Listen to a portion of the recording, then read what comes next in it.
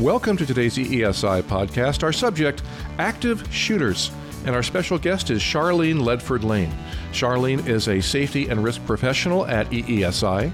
She's a member of the American Society of Safety Professionals, Women in Safety Engineering, National Safety Council, and a safety committee member of the Associated General Contractors of America.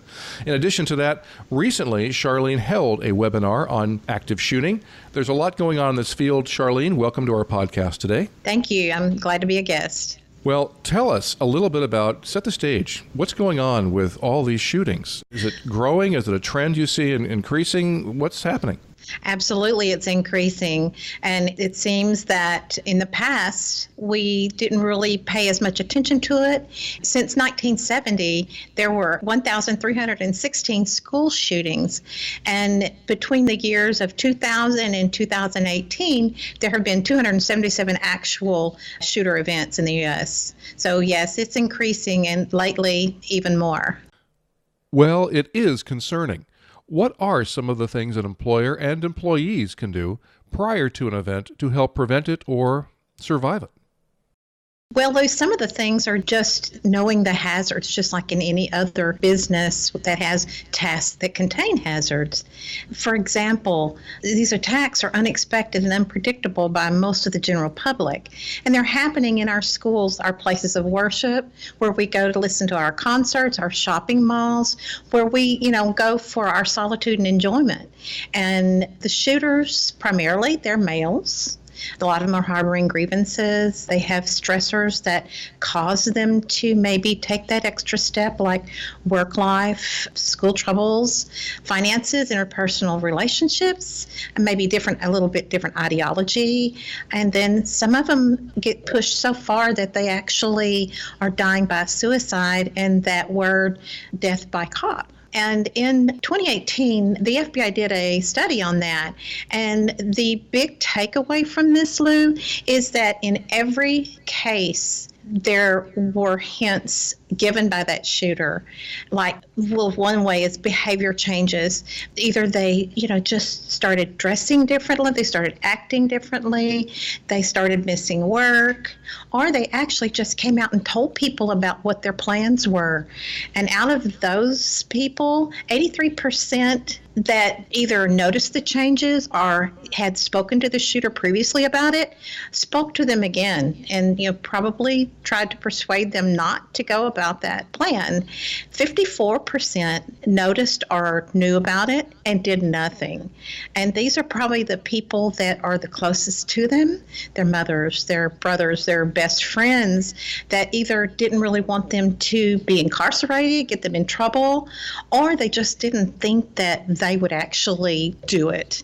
And then 41% of the people in the study did report the shooter. Okay, so one of the most important things is to be aware of signs. What kind of signs should we be looking for? Well, number one, change. Like we said before, just a change in the normal behavior. Maybe their weight goes down or their hygiene changes. Maybe it's a drug use that either increases or starts up. And some people act out in different ways, maybe where they were once kind of a normal type calm person. Maybe they started being an angry person and started acting out that way. And then also one way to someone can see is the social media. Maybe they started putting guns all over their social media or talking about their plan without talking about their plan out there on social media. And that's one of the biggest ways that we see the information getting out. But they tell.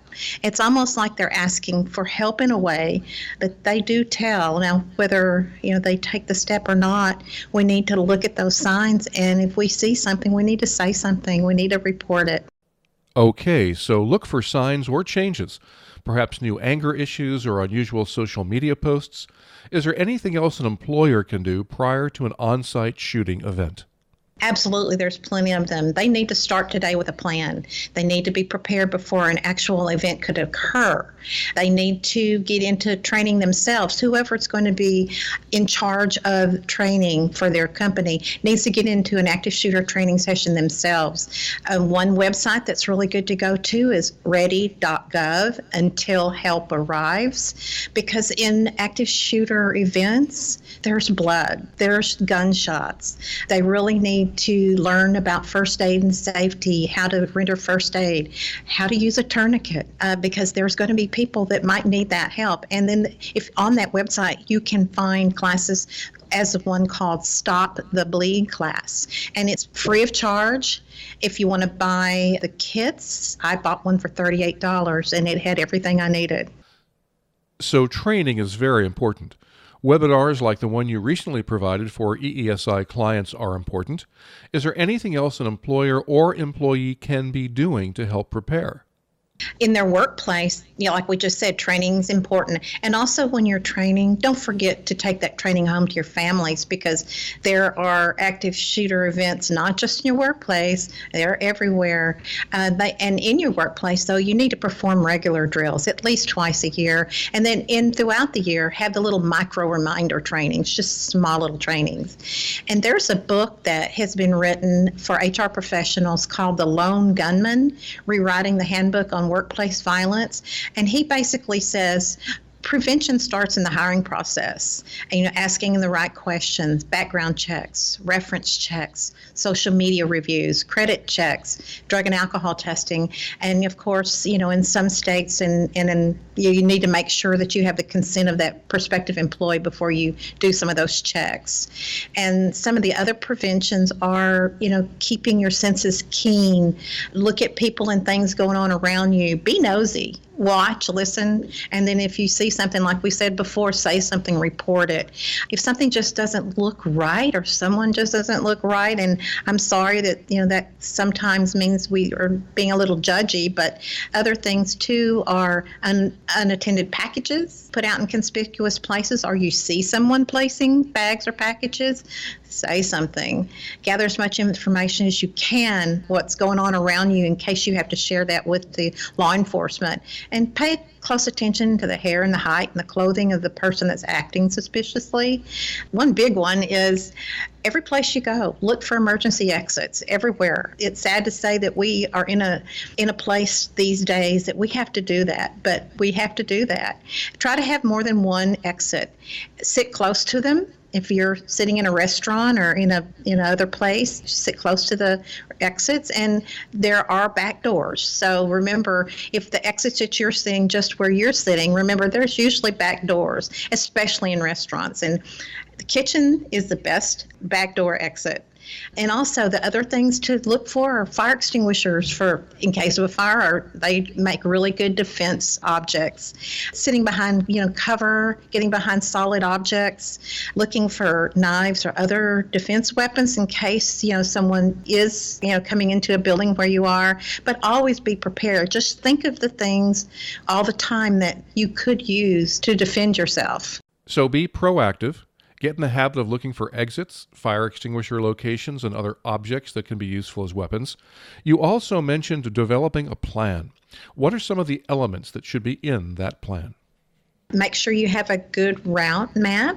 Make sure you practice that plan. Make sure that the people understand you've got training for the plan, how to get out safely. Like we just talked about, know where your exits are. Know also that you can use heavy objects to break windows to make an extra exit. Just being prepared ahead. Examine your office or the places where you go to frequently. Where would you go? What do you think would be the best cover for you, like brick walls, behind solid objects, that kind of thing.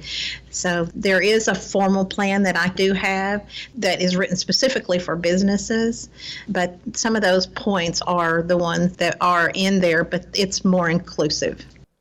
Let's talk about what you should do if you find yourself in the midst of an actual active shooting event. There are specific steps one should take. What are they? get out.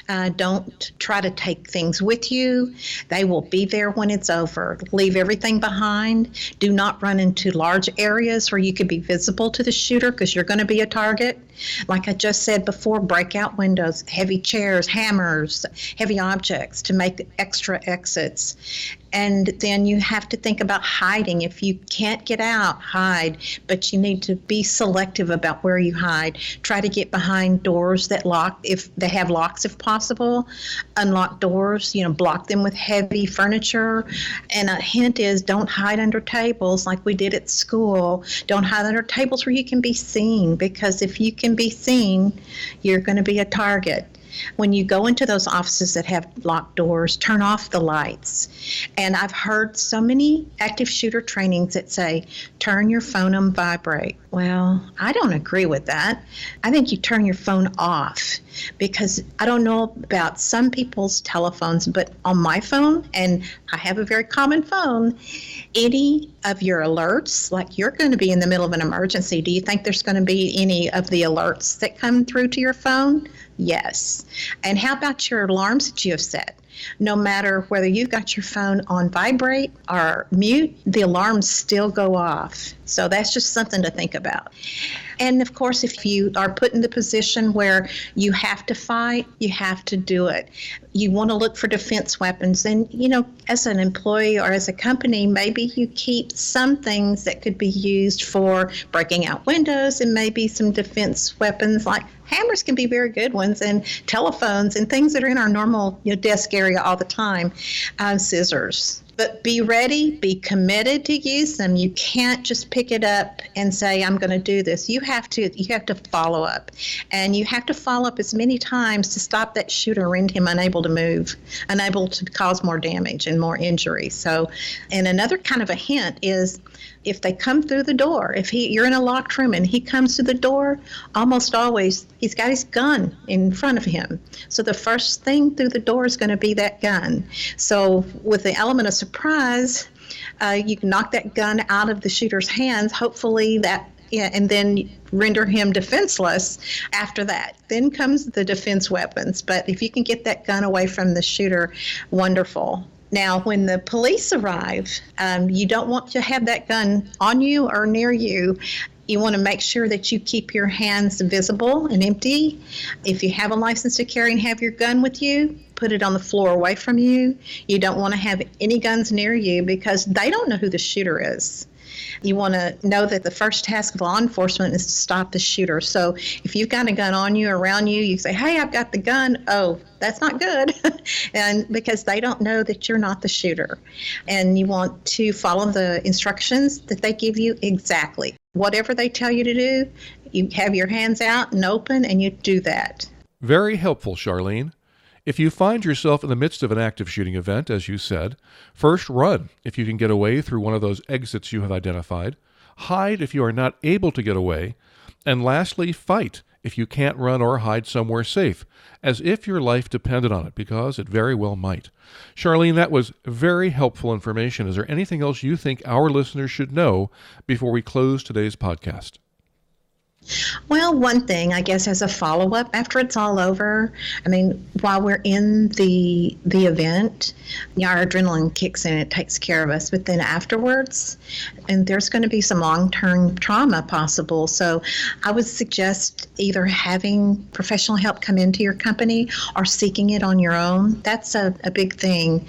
It's not play day when in an event like that. It's serious, and serious things that will cause long-term trauma. Thank you, Charlene. Active shooting incidents are on the rise, but there are things you can do as a small business employer to help prevent and protect yourself and your employees. Chief among those is developing a plan for your company. And one of the best ways to develop that plan and train your team is to partner with a company like EESI. EESI is experienced when it comes to developing and training for active shooter situations, as well as providing a host of training on other important company issues, as well as numerous HR components like benefits, recruiting, and much more. EESI can handle all your HR needs and allow you, as a small business owner, to get back to doing what you went in business to do, giving you back your most precious resource, time. For help with training, or with any other HR questions, simply contact Charlene or an HR business partner at 210-495-1171. That's 210-495-1171. Or email us at risk@eesipeo.com. That's risk@eesipeo.com. Thank you for listening to today's podcast, part of our goal at EESI to help you simplify business.